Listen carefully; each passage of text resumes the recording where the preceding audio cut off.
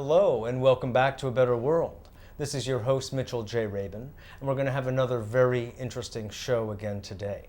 Today we have Dr. Michael Ryce on, who is the author of this book that is growing madly and wildly in popularity. Why is this happening to me again? Michael has brought the wisdom that he has from years ago in his study and involvement with physics and electronics, and has brought it to bear in the domain of human relationships, as well as our relationship to ourselves. Through a lot of pioneering research and self-reflection, he has come up with a series of programs, of classes, which he has been teaching worldwide for free for the past many years. No one is denied access to these programs because Michael made a commitment to expose anyone and everyone who would be interested in his work to it without any barrier whatsoever.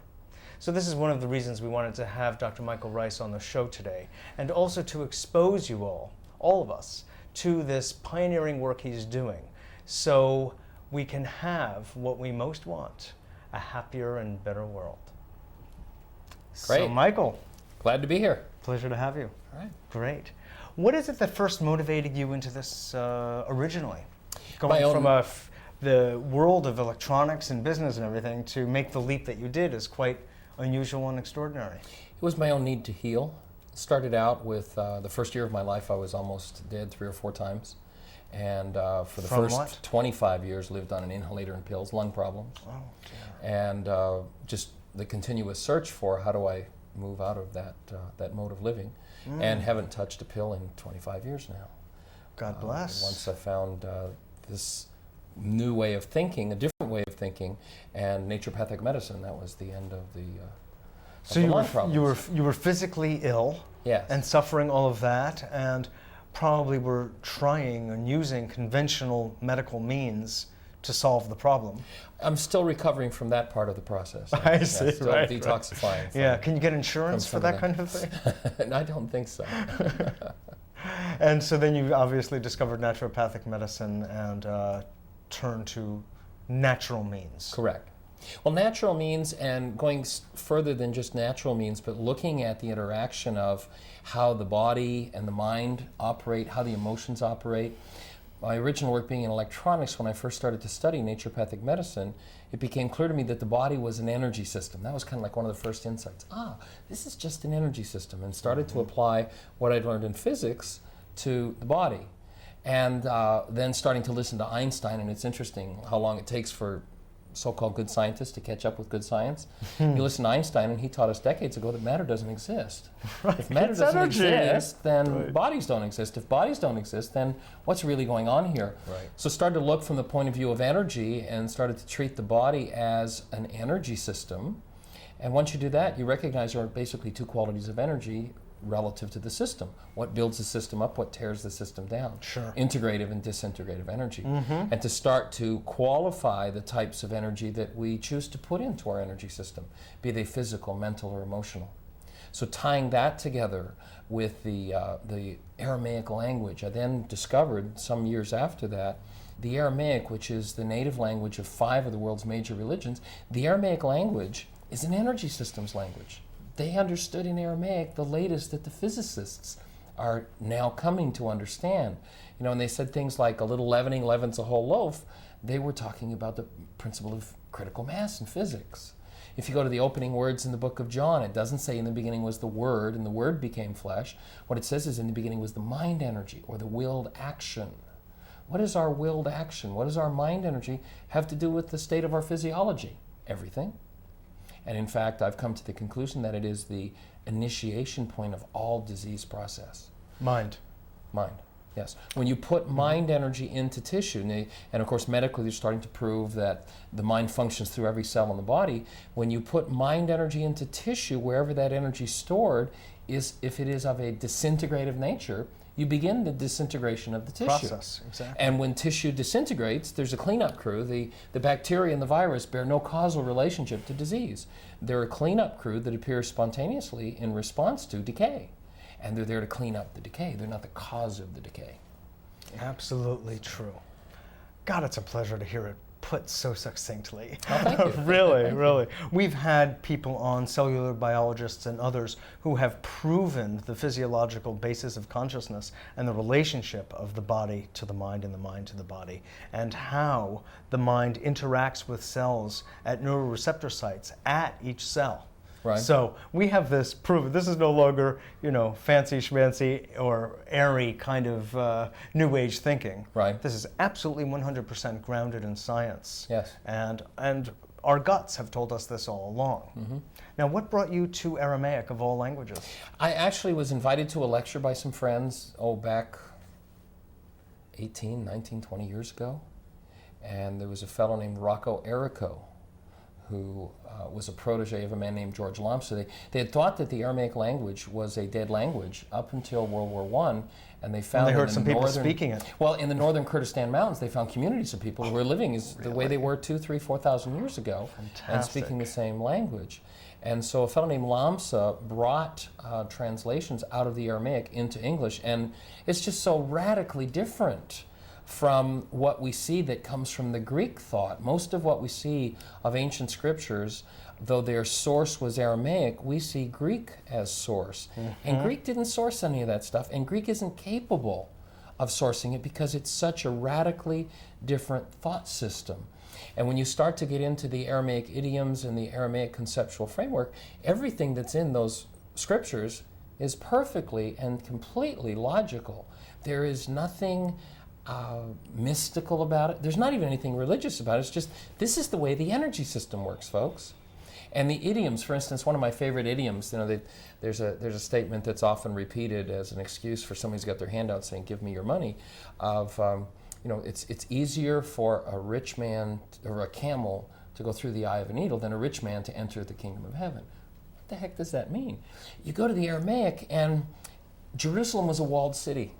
They had gates that at night, of course, they closed so they weren't attacked. Mm-hmm. But they were hospitable people, and they had off to the side a small gate. And to enter that gate, if you came along at night, it was open, you could get in. You weren't left out in the wild. Mm-hmm. And to get in that gate, though, of course, they didn't want armies invading. You had to unload your camel. You had to get him down on his knees and force him through the gate. The gate was called the Eye of the Needle. It all of a sudden makes perfect sense. There's nothing mystical anymore when you start looking from the Aramaic perspective. Sure. And it ties perfectly with the physics of what's going on in the world. Now, before we get into that, was Aramaic, it wasn't a written language, was it? Yes. Was yes. Oh, it was As written. a matter of fact, the Aramaic characters are the characters that are used today to write the Hebrew language. And it predates the Hebrew language. It predates, that I know, yes. But you're saying that the Hebrew lettering is from the Aramaic. Aramaic. Yes, Australia. Yeah. Isn't that and it's a language that, interestingly enough... Are they related in terms of linguistic families? Yes, there is Hebrew a and Aramaic. Mm-hmm. Yeah, Hebrew would be a derivative of the Aramaic. Yeah. And the Aramaic, interestingly enough, appeared in several places on the planet simultaneously. Such as with no historical relationship developmental process. In English we can say, well, there was a Latin root, the French root. There's none of that. It's just fully formed several places simultaneously on the planet. But without the communities having anything to do with each other. Correct. They're just distinct appeared. Geographical locations. Yes. And spontaneous arising. Yes. Maybe not so spontaneous, but arising. Well, yes. Right, at least arising, sure. Right. Now, where are those places and when was this happening? It's been found in South America, the glyphs on Easter Island. One of the translators, a fellow named Yonan, was working back when I believe it was the Queen of England was being coronated back in the late 40s, early 50s. And he was doing some Aramaic translations. A friend of mine was present at the time, and they were doing this coronation service in England. Gaelic. Oh, Gaelic. And he starts translating. Gaelic language is Aramaic based. It's just far and wide, and it was the language of the day for a distance of 1,000 miles or better from the Mideast to the Wall of China, that you could go and you'd find Aramaic being spoken. In what years were those? And that goes back 2,000 to 4,000 years ago. It's the language of all of the Old Testament prophets. It's the language of Jesus. It's the language of Muhammad, the language of Baha'u'llah, the language of Zoroaster. It's thought that it might have been the language of the Buddha. Well, I thought Zoroaster was Persian, was Farsi. Yes. And correct. Buddha and that was Aramaic. Pali and Sanskrit. But there's some, that's why I say I haven't been able to document it, but there's some suspicion that the Buddha actually spoke Aramaic. And right up to modern times is what, mid-1800s. Maybe that explains Baha'u'llah. why there are so many Jews involved in Buddhism. It could well be that the brain cells are there for it. Wow. So when you start looking in that language, and the whole foundation of why is this happening to me again, is that reality is not what we've been taught it is. That's for sure. Reality is not what's going on out there. Reality is what's happening between our ears. Yes. Actuality is what's happening out there. Now, you and I sit here, and externally, we look around, and we're both experiencing the same actuality, but I guarantee that your reality, the output of your mind, is different from mine, and the output of my mind is different from yours. Now, how can we actually determine that? Well, let's just sit and describe I mean, what's we make happened the so far assumption, here. but yeah. Well, I guarantee that if each of us sat and wrote down what's happened in the last 15 minutes together, we would not have the same descriptors, because we haven't experienced the same reality.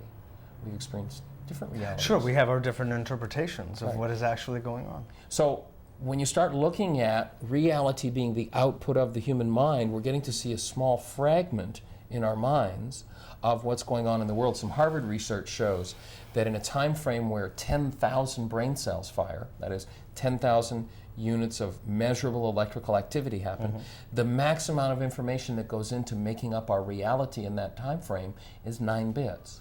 It's been estimated in the same time frame that approximately 25 billion bits are available in the environment.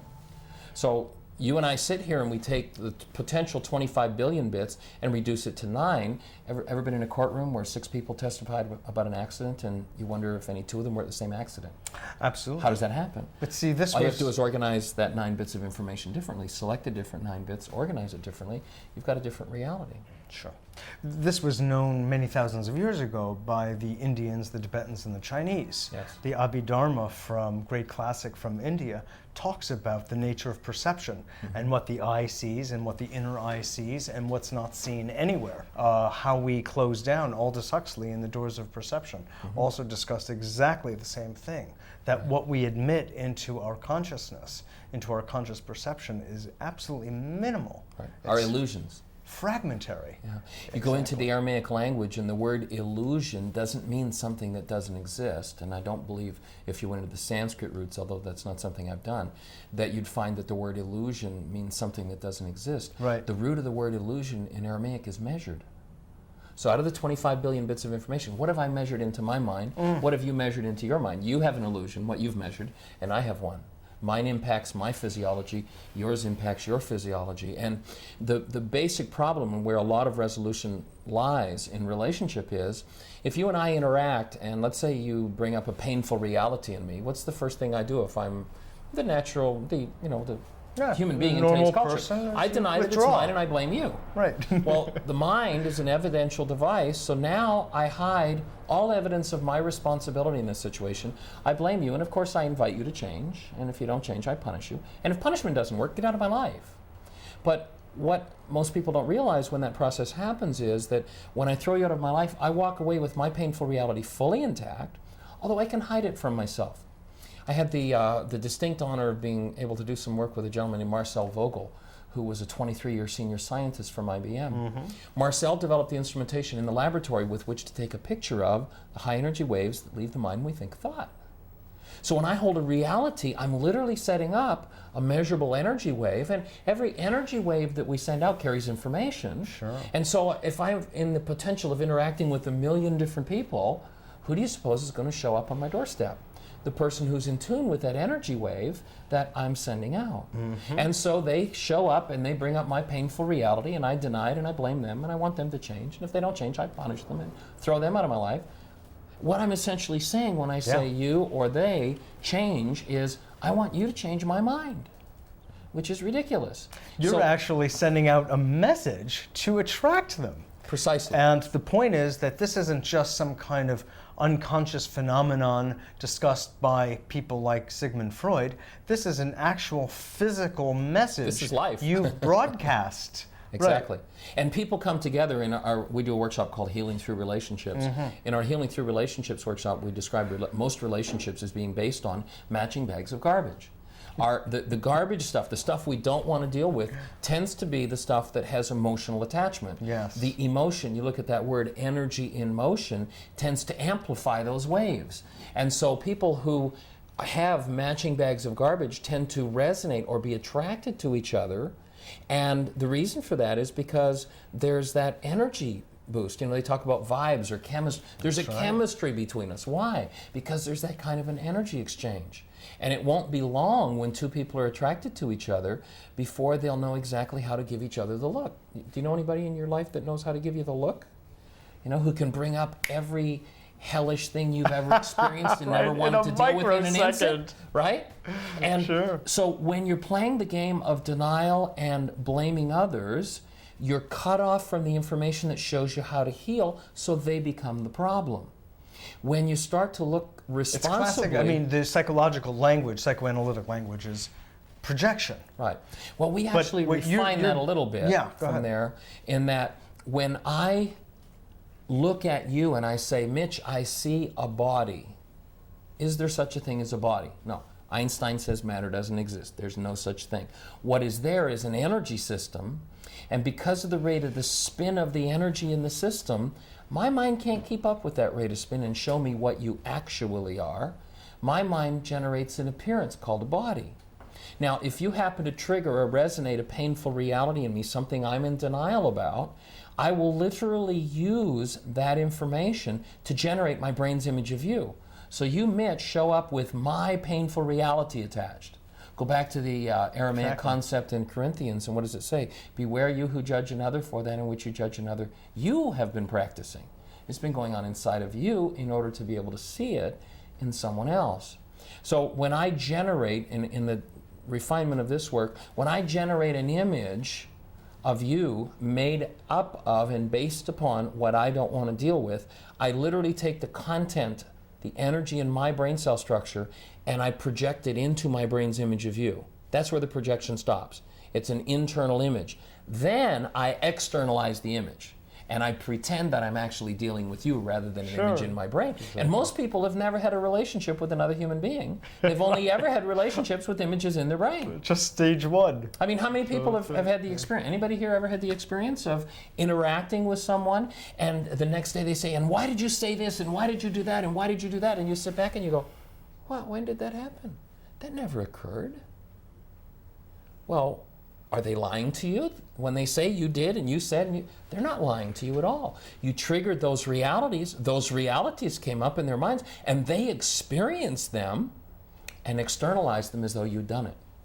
And you didn't. In their conversation with themselves about whatever, they're saying these things. It's almost like a rehearsal, and it's getting further embedded and further imprinted. Right. So when they actually deal with a so-called physical person, in quotation marks, then it's like a dumping time. Precisely. And they actually experience that person, that image in their brain, doing and saying the things that they say they didn't say. They created and then that externalize reality. It. That's right. That's right. And then they externalize it upon that person. That's right. And of course, again, when I say you should change, what I'm really saying is I want you to change the image in my brain, which you can't do.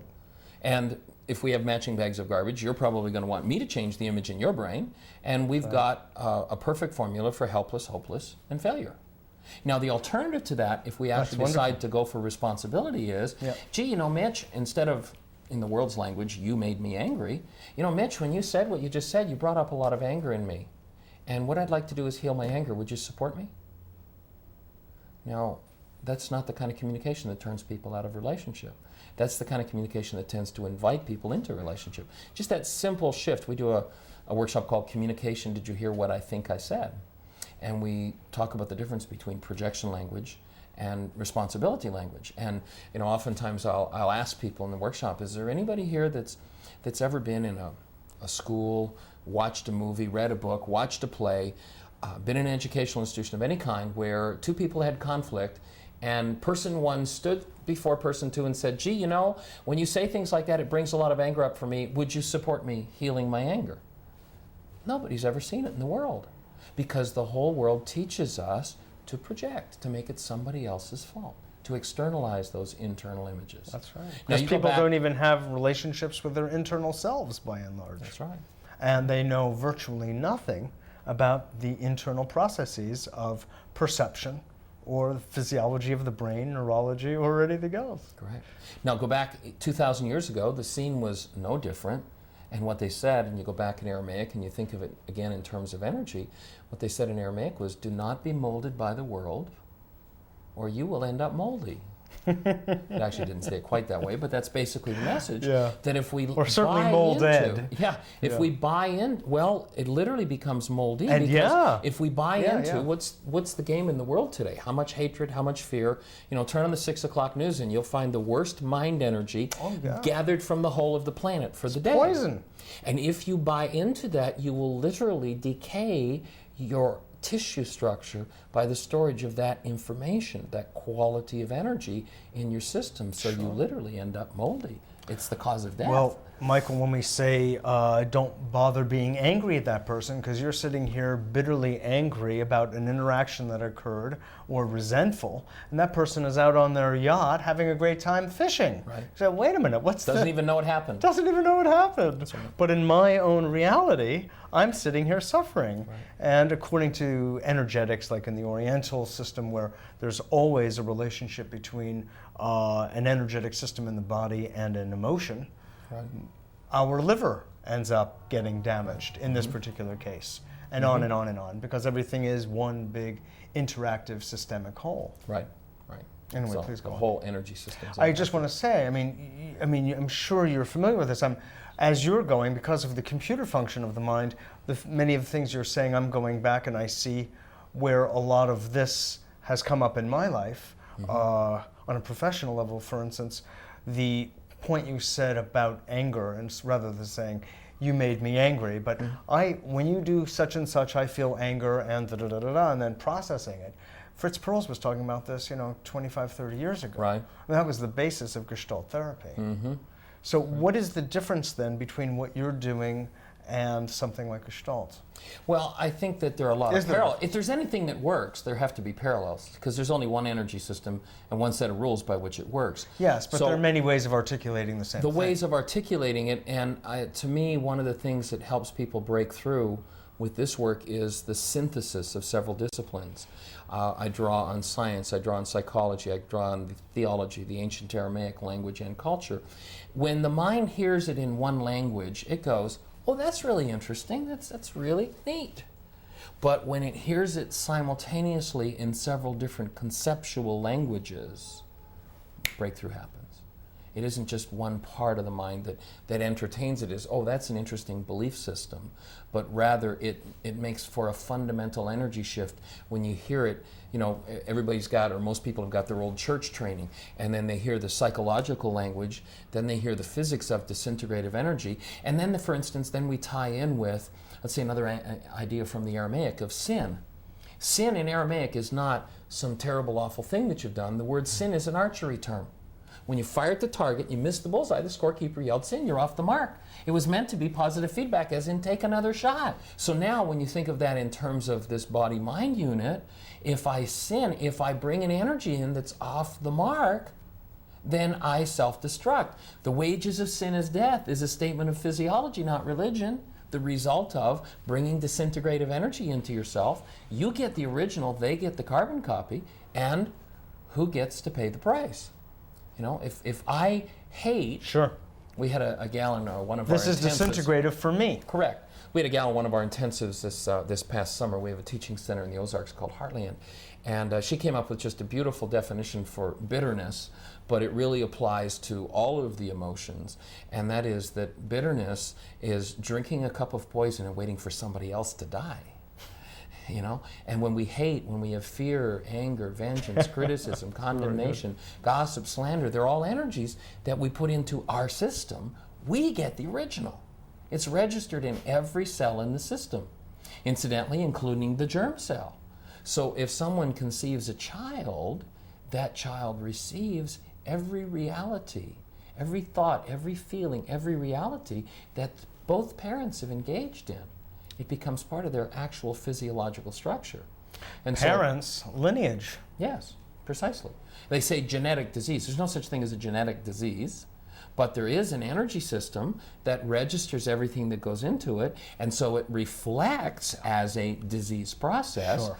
And we are, And it or came have the from one's ability, parentage. right? And we have the ability, and are in fact continuously, I would offer, changing our genetic structure by what we put into it and what we remove. In the Aramaic language, Agreed. and kind of one of the core tools that we teach is a tool called reality management. That's what we focus on in this book. That particular is one of the main tools that Let's we show work on. this book. Well, let's show that book. Sure. Yes. But Got a close-up on the that. reality management tool is from the Aramaic forgiveness. In Aramaic, the word forgive doesn't mean I'll let you off the hook, Mitch, for the terrible thing you've done to me. The word forgive means a tool for changing a reality in my mind. So now when you and I interact, if I can be responsible and say, gee, this is my rage, I'd like to heal my rage, rather than an enemy to blame it on, I have a potential support team to assist me in healing it. And so now, and then another tool we teach in the Why Is This Happening to Me Again is called My Commitment, which comes from our Healing Through Relationships workshop. And there we kind of lay out a blueprint or a roadmap for, okay, when trauma comes up in a relationship, here's how you can shift the energy. Here's how you can create a cooperative process for moving through it, rather than keep loading on the trash until there's no relationship left. Wonderful, wonderful. Let's give people a number where they can find out more information about getting your book and the kind of work you're doing, because you're teaching worldwide and you teach in the Ozarks. And yeah, we travel around the country sure. continuously. All of the work that we do when we travel is done free. Fantastic. And our commitment is to make the tools we teach available to every mind on the planet. And if people want more information about the book or our teaching center, the work we do, our number is 800-583-4827. We also have a website if somebody wants to look up there and find out what our schedule is, if they want to visit a workshop. Good. And our website is whyagain.com. Very good. Why Again, so they can always access our schedule. And we do summer programs in the Ozarks. People will come and study with us anywhere from 9 days to 4 months at a time. Oh, and then when we travel, we do a series of 2.5-hour workshops. And each workshop is geared to giving a specific tool. Like if people come to the Why Is This Happening to Me Again workshop, they'll walk out after 2.5 hours with a tool. Here's what you can do with. So it's very practical. Yeah, well, with the background in electronics, when you're working with electronic equipment, philosophy doesn't mean a darn thing. Sure. When you come out the other end and plug in, it's got to work. It's got to work. And so my focus has always been, well, how do we get this down to something that works? Exactly. Something that people can actually use. So Well, in I a think 2.5-hour time frame or out of the book, people can actually step in and come out of it with a step-by-step set of tools. Well, it's wonderful work, and if you'd stay tuned, we'll pick up where we left off. Great. Let's do it. Pleasure to have you Thank on you. the show, Michael. Thanks. Nice to be here. Good. So we've been talking with Dr. Michael Ryce, the author of Why Is This Happening to Me Again? And his work really offers an avenue for getting out of why this is happening to me again. Don't you all know what that feels like? Again. So stay tuned for the next show. We'll be picking up with Michael and carrying on and looking at some specifics of people he's worked with over the years. This is Mitchell J. Rabin for A Better World. We're very glad you've joined us again. Call me at 212-420-0800. Share your thoughts and feelings with me. You know I love hearing from you. And I look forward to seeing you all next week.